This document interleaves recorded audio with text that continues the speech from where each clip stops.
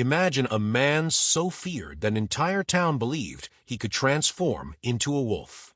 A case so disturbing that it shook an entire nation. But was he truly a monster, or just a victim of hysteria? Today, we uncover one of history's most shocking and gruesome cases, the terrifying story of Peter Stump, also known as the Werewolf of Bedburg. Accused of unthinkable crimes, he confessed to acts so horrific they seemed straight out of a nightmare. But was he really a werewolf, or was there something much darker at play? Stay with us till the end as we dive into chilling details, unravel hidden truths, and expose the terrifying reality behind one of the most shocking trials in history. You won't believe what really happened. Peter Stump was an ordinary farmer, or so it seemed. He lived in the quiet town of Bedburg, Germany, during the late 1500s, a time of fear, war, and deep superstition. People believed in dark forces, witches, and demons lurking among them.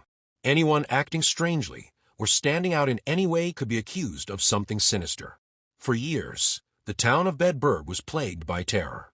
Villagers spoke of brutal murders, missing children, and strange animal attacks. Bodies were found mutilated in ways that no human could have done.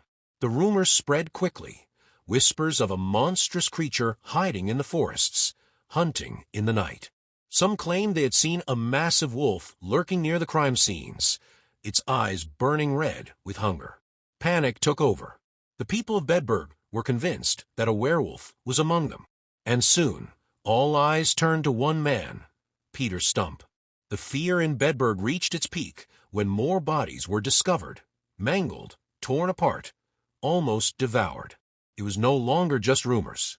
The villagers demanded answers. They wanted justice. And soon, suspicion fell on Peter Stump.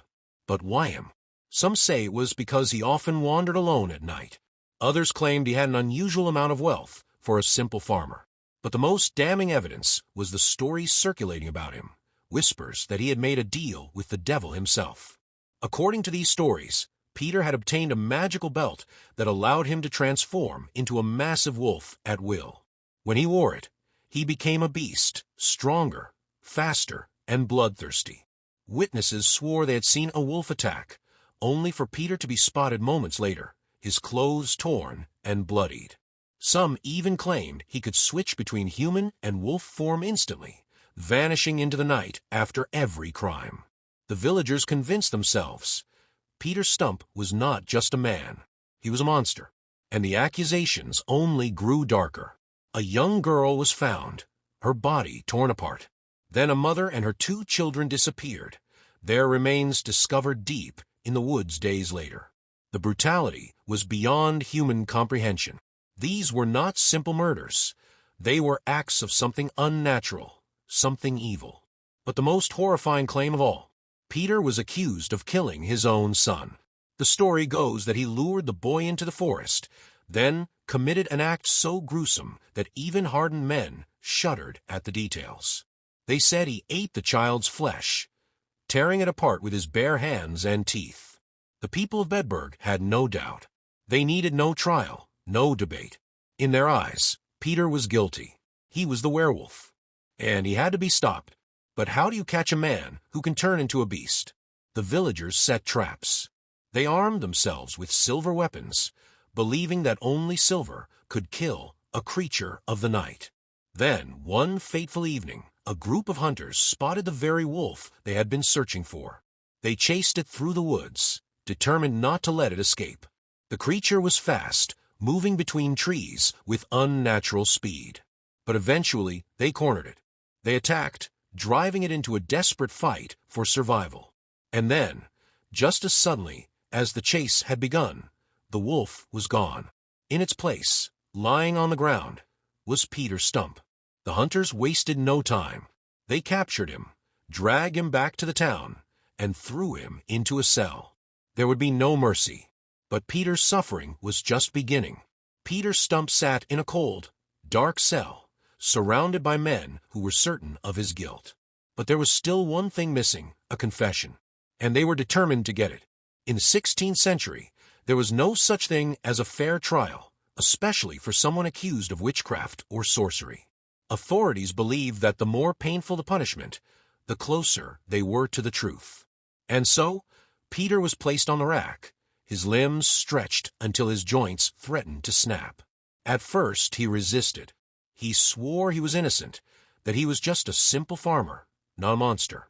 But the pain was unbearable. Bone by bone, they pushed him past his breaking point. And then, when he could take no more, he confessed.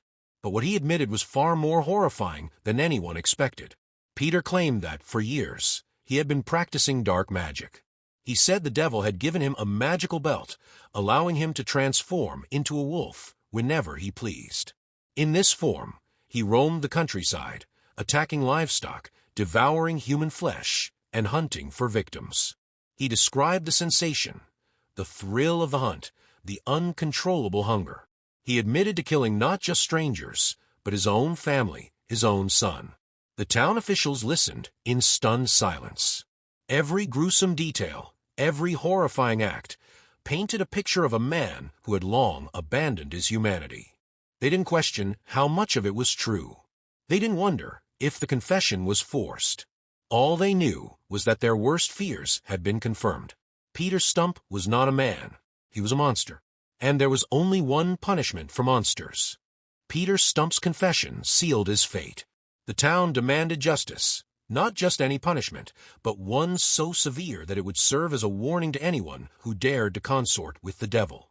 The execution was set for October 31st, 1589. A fitting date, some would say, for a man accused of being a creature of the night. The entire town gathered to witness what would become one of the most brutal executions in history. Peter was first strapped to a wooden wheel.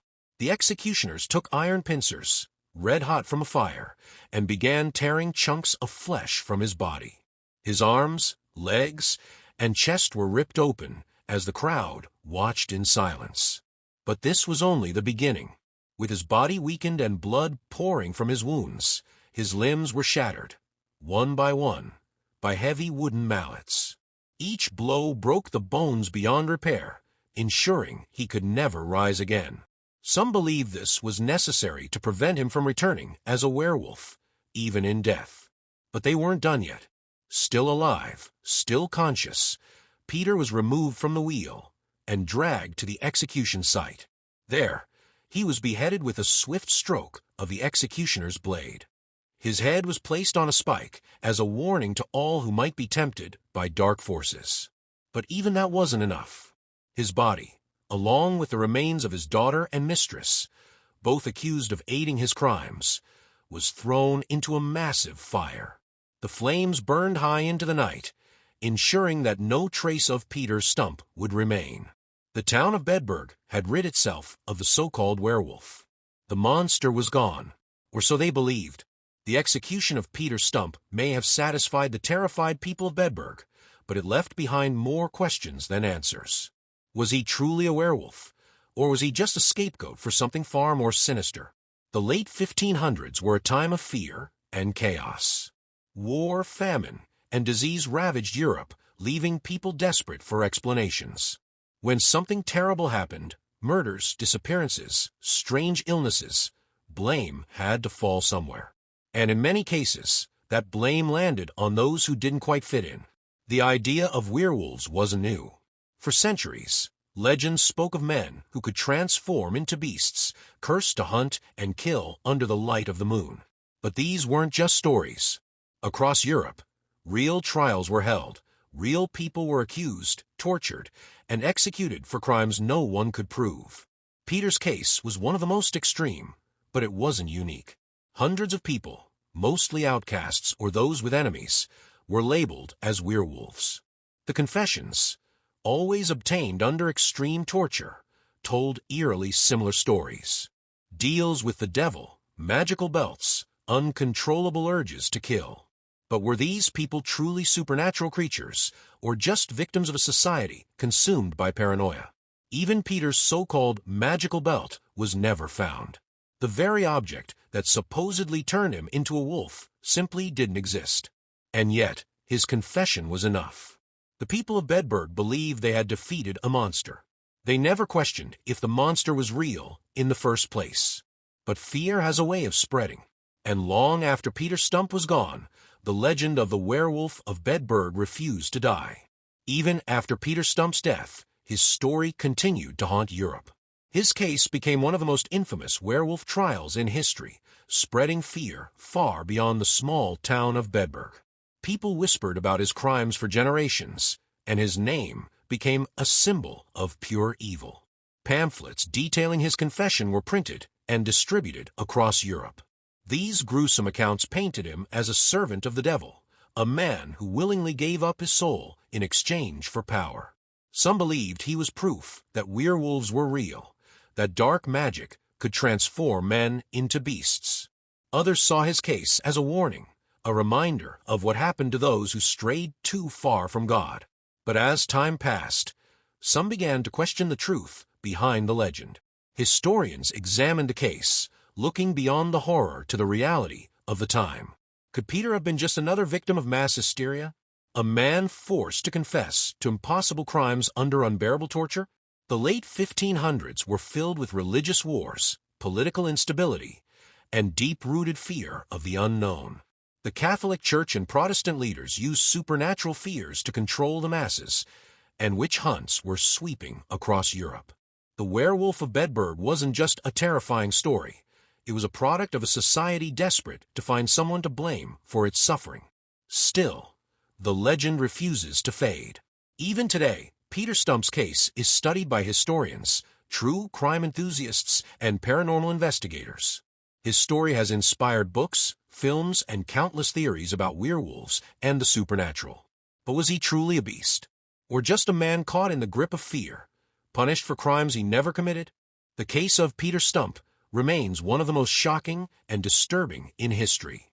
Whether he was truly a monster or just a victim of mass hysteria, one thing is clear: fear and superstition had the power to destroy lives. In a time when people sought explanations for the unexplainable, accusations of witchcraft and werewolf transformations were enough to justify the most brutal punishments. Looking back, we see how dangerous unchecked fear can be. The Werewolf of Bedburg was not just a legend. It was a reflection of a society ruled by paranoia, where the line between truth and myth was easily blurred. It serves as a chilling reminder of what can happen when fear overpowers reason. What do you think? Was Peter Stump truly guilty? Or was he just another victim of medieval superstition? Let us know your thoughts in comments. If you enjoyed this video and want to see more shocking and mysterious cases, don't forget to like this video and subscribe to our channel. Hit the bell icon so you never miss our latest uploads. Thanks for watching, and we'll see you in the next one.